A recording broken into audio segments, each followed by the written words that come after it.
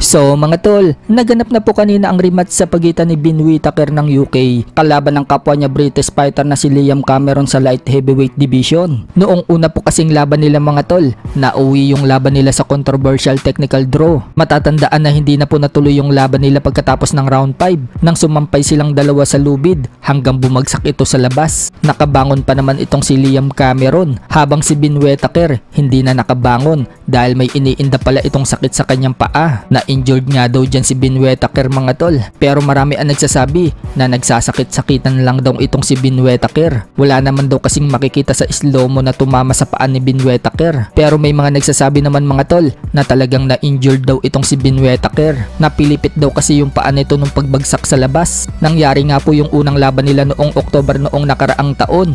At kanina nga lang mga tol, naganap na po ang kanilang rematch at pinatunayan ni Ben Whittaker na kaya niyang talunin itong si Liam Cameron. Round 2 nga lang po ang tinigal ni Cameron mga tol kay Ben Whittaker. Isang malakas na kanan po ang nagpayanig dito kay Liam Cameron. Hilo nga po itong si Cameron ng tamaan, kaya hindi na siya nilubayan ni Ben Whittaker. Hanggang sa mapasandal na ito sa lubid, pinaulanan nga po yan ng suntok ni Ben hanggang sa makatama na naman si Ben Whittaker ng isang malakas na kanan. Halos mapaupo nga po itong si Liam Cameron mga tol at dyan na po pumagit na ang referee para itigil yung laban. Kaya panalo itong si Ben Whittaker via technical knockout sa round 2. Tuwang-tuwa nga po si Ben sa pagkapanalo niya, lalo pat marami ang nagdududa sa kanya sa unang laban nila ni Cameron na nauwi sa technical draw. Naging emosyonal pa nga po sa post-fight press conference si Ben.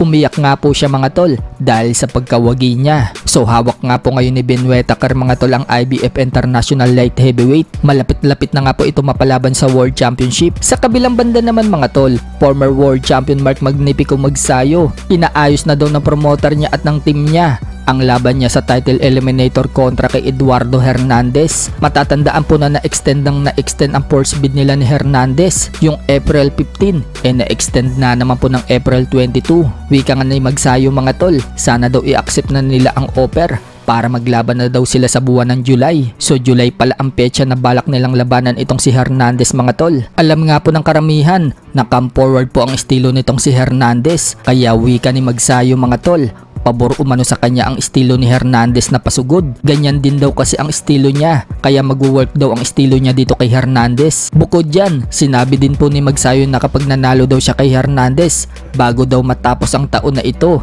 mapapalaban na daw siya sa world title shot. At kapag naging world champion na umano siya sa 130 pounds at maging 2 division world champion, aakyat daw siya ng 135 pounds or lightweight division para maging 3 division world champion naman. Kaya pala nakaposisyon na si Magsayo sa IBF lightweight ranking. Kapag pupunta nga po tayo sa IBF ranking ng lightweight, nasa pang number 5 spot po siya. Plano nga daw ng team Magsayo mga tol na sundan ang yapak ni Manny Pacquiao na umakyat ng dibisyon. Sa iba pang balita mga tol, naganap na nga po ang weigh-in ni Dave Apolinario at makakalaban niyang Chinese na si Long Yehu. Tumimbang po si Dave Apolinario mga tol ng 50.7 kg habang tumimbang naman po itong Chinese fighter ng 51.2 kg.